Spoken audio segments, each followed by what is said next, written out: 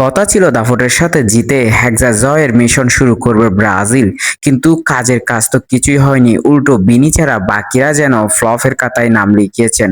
Raphinha কিংবা Lucas Paqueta নিজেদের নামের প্রতি করতে পারেননি সুবিচার।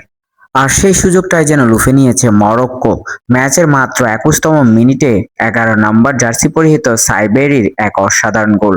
যদিও লুকাস পাকুয়েতার ভুলের কারণেই গোলটি খেতে হয় ব্রাজিলকে।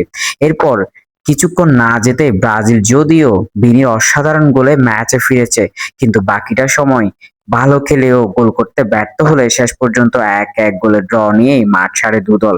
ফুটবলের পরাশক্তি ব্রাজিল, যারা ৫ বারের বিশ্ব চ্যাম্পিয়ন, তাদেরকে রুখে দিতে পেরে নিশ্চয়ই জয়ের চেয়েও বেশি আনন্দিত মরক্কো। পয়েন্ট না হারিয়ে বরং ১ পয়েন্ট মরক্কোর জন্য অনেক কিছু। অন্যদিকে শুরুতেই হেক্সা জয়ের মিশনে হোঁচট খাওয়া ব্রাজিল কতদূর এগোবে সেটা নিয়ে এখন প্রশ্ন থেকে যাচ্ছে।